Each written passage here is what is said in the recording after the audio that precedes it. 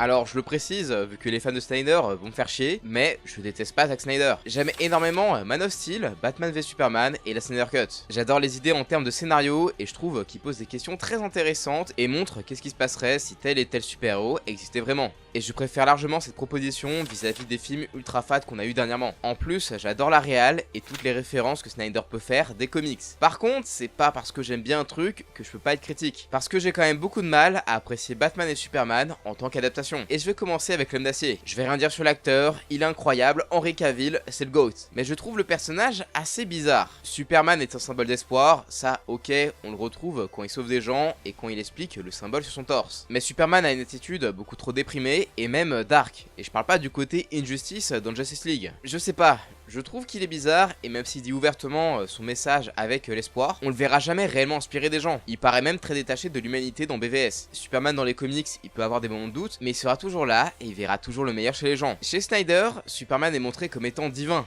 limite christique, et il a voulu le rendre cool, et il y a un côté sympa de voir le personnage énervé ou défoncer des trucs. Et ce que je vais vous dire va vous surprendre venant de quelqu'un qui fait des vidéos sur la vraie force et la puissance, mais Superman, ce n'est pas que ça. C'est un personnage qui comprend les autres, qui donnera toujours le meilleur de lui-même. Il est très proche des humains, il est très souvent montré comme un ami. C'est ce que je dis souvent, Superman, c'est un peu comme l'oncle de la famille. La force de Superman, c'est pas forcément sa puissance, c'est son humanité. Et selon moi, dans le DCU, il manque le côté Clark Kent qui le rend humain auprès des autres. Après, je comprends le côté déconstruction de Superman qu'a voulu faire Snyder, mais selon moi, Superman s'y prête assez mal. C'est pas un personnage qui est meilleur en étant déconstruit. Si je prends le Superman de Red Son, celui de Kingdom Come ou d'Injustice, par exemple, ce sont pas des meilleures versions du personnage. Vu qu'à la fin, on les monte toujours dans le tort, vu qu'il ne représente plus ce qui est vraiment Superman. Puis bon, le côté bourrin, énervé, c'est amusant, mais ça rend pas le personnage meilleur. Après, je pense pas que le personnage soit raté. Et vu le peu de dialogue qu'a le personnage et tous les changements qu'il a eu en termes de direction avec Warner, cette version, elle est déjà pas mal. Mais c'était tout de même intéressant de le mettre dans une ère plus sombre. Mais pour moi, le traitement de Superman est un petit peu maladroit. Et maintenant, on passe à Batman.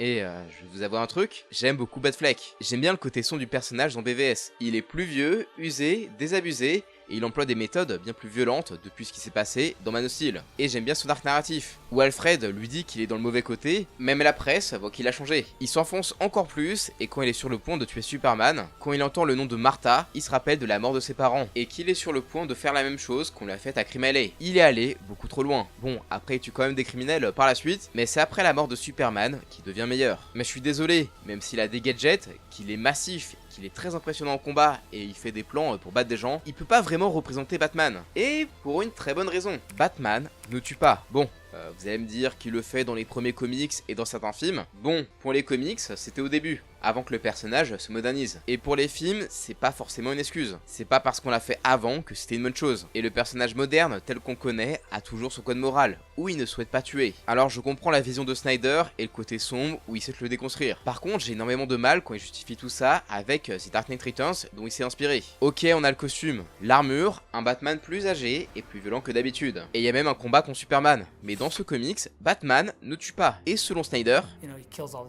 et c'est faux, il est bien plus violent que d'habitude, ça je te l'accorde, il est super bourrin, mais il ne tue pas. Snyder a même dit que la scène où il tue KG Beast dans le film, qu'elle est inspirée de la scène où un des mutants prend un enfant en otage dans le comics. Le chevalier noir détruit le mur, il chope l'arme d'un mutant et tire pour qu'il le lâche. Snyder dit qu'il lui a mis une balle dans la tête, et bon, j'avoue, la page, elle est pas méga lisible, surtout avec l'ancrage. Mais Batman n'a pas tué ce mec. Si on prend le reste du comics, il tire sur des mutants avec des balles en caoutchouc, et plus tard, quand le commissaire le charge de ses crimes, et n'inclut pas le meurtre dedans, et quand les mutants le rejoignent à la fin du comics, il prend et il casse un fusil en disant que c'est l'arme des lâches. Batman veut représenter l'ordre. Donc ouais, je pense que Snyder, il a loupé le moment où Batman, il tuait pas en fait. Et je le répète, mais le chevalier noir ne tue pas, quel que soit le média. Il refuse d'utiliser des armes à feu à tel point que dans Batman Beyond, il a pris sa retraite lorsqu'il a utilisé un pistolet dans un moment de faiblesse. Et il n'a jamais tué le Joker, malgré tout ce qu'il a fait à la Bat Family. Bon après, la seule fois où il a pris un gun, c'était pour affaiblir Darkseid, pour que Superman puisse le vaincre. Mais bon, tu voulais qu'il fasse quoi contre un dieu?